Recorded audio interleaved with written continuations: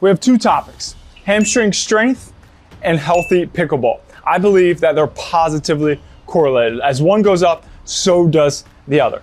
I could be wrong, but having strong hamstrings isn't going to hurt your pickleball game. And I know it can limit pickleball injuries, right? If you have really strong hamstrings, you're a lot less likely to have chronic low back pain, or a lot less likely to have chronic knee pain, or to even like twist your knee and buckle your knee and hurt your knee. Having strong hamstrings is going to put you in a better position, one, for performance as well as for injuries. Pickleball is a hamstring and a posterior chain dominant sport.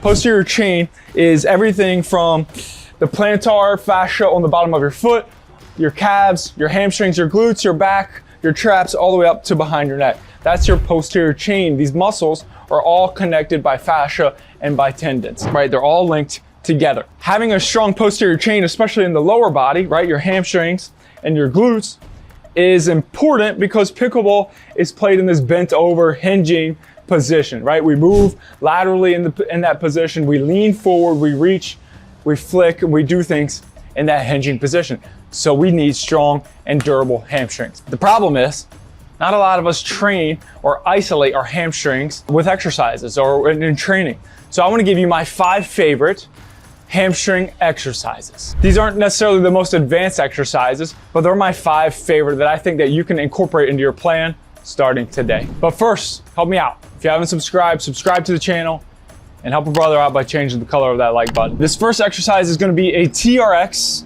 right? A suspension training system. TRX leg curl. So all I'm gonna do is I'm gonna put my heels down into these little hoops, get them situated so that they're even. I got straight feet. My feet are right under the suspension. All I'm gonna do is I'm gonna bridge my hips up first, right? So I'm gonna squeeze my glute first so that I'm in a good straight line posture like this. Once I'm in a good position, all I'm gonna do is I'm gonna dig my heels and pull them towards my butt and then go back.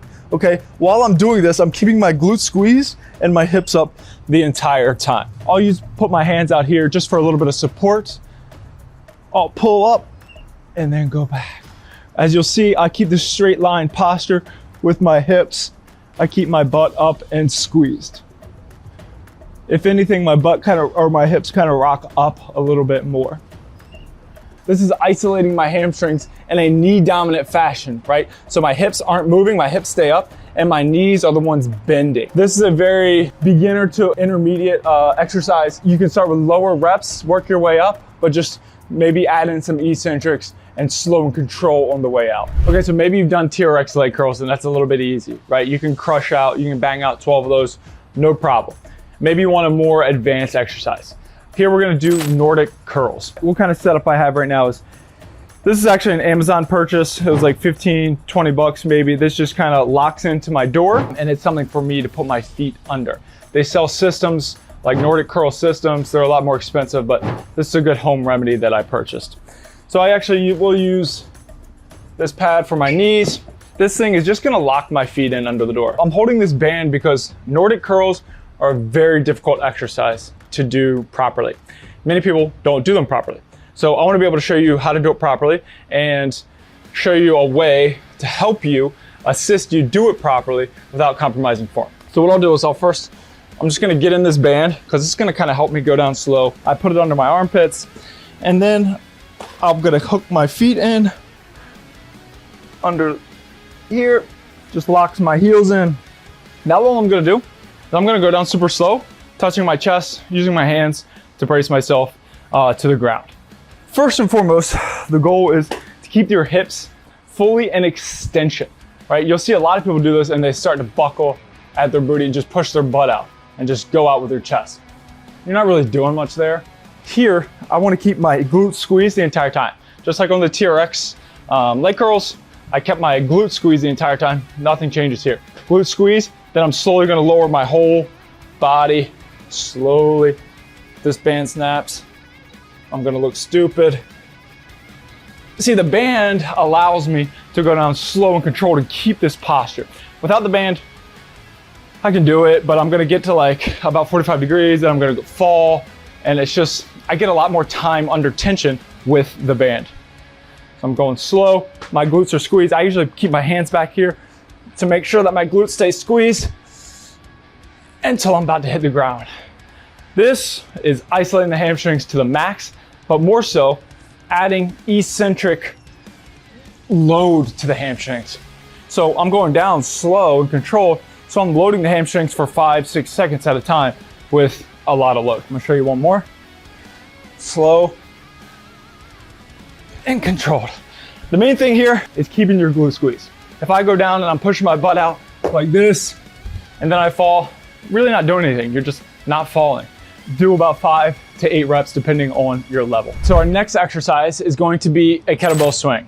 And before you skip over or go to the next exercise, I want you to hear me out. So kettlebell swings are one of my favorites because one, I've already shown you a concentric exercise with the leg curls, right? It's a knee dominant hamstring exercise.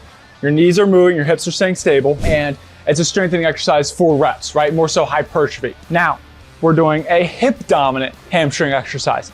So this exercise with kettlebell swings, right? It's my hips that are the main mover of the exercise. So my hips are driving the movement, but it's still isolating my hamstrings. A little bit different of a mechanism for this exercise. I like to start with the kettlebell a foot and a half in front of me. Okay, I do that because when getting started, if you just pick it up and then you have to start like humping it to get it going, right? Like that's not ideal. If you start with it a little bit in front of you, right, then I can kind of grab it and then I can kind of pull it back first and then I immediately start. That's a quick little tip. Other than that, when doing kettlebell swings, it's not a squatting motion, right? When I'm doing them, I'm not here squatting, bending my knees and flowing it up like this, right? It's a hip dominant movement. So when I start, I'll start with my knees slightly bent, right? I have a soft knee bend is what I'll call it.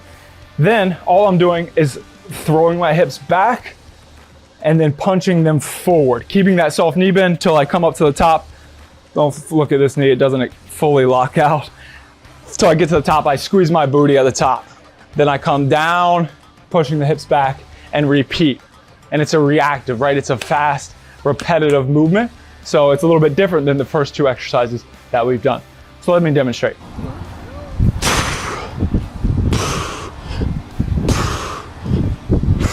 Hamstring exercise number 4 that you need to add into your program is going to be supported dumbbell single leg RDLs.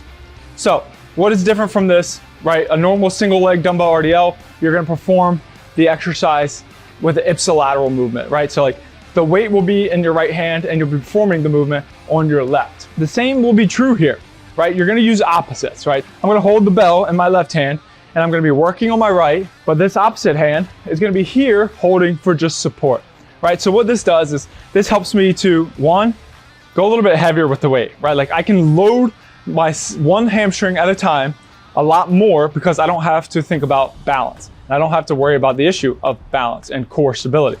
So it really isolates one hamstring at a time a little bit more. Also, it makes and ensures that you're performing the movement with proper form, right? Because a lot of times when we're doing this movement, I'll demonstrate without support is you'll start to like, this leg will get out here, you'll start to curl at the back a little bit more, right? It's a very difficult movement to do properly.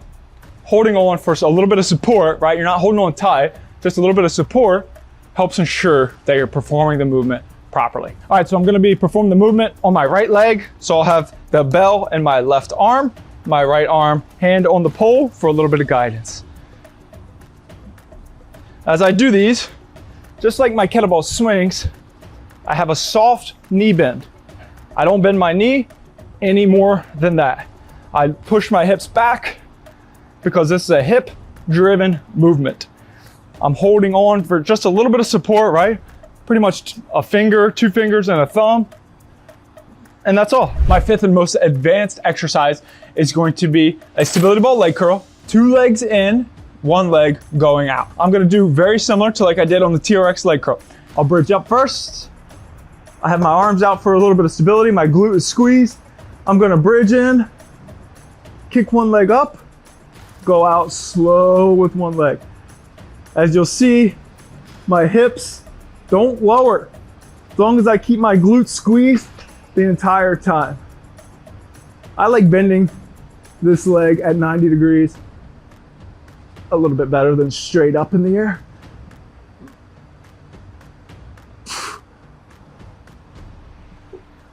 So that's a progression from the TRX leg curl, right? You're gonna bridge or curl in with 2, lift 1 up, go out slow with 1 leg. That's a good progression instead of the next progression being just single leg curls all by itself. Start doing these exercises. Isolate your hamstrings and limit your pickleball injuries. Get better performance on the pickleball court. If you're looking for agility work, right? You want to take that hamstring strength and put it towards the core and do more agility and speed work. Check out this video here.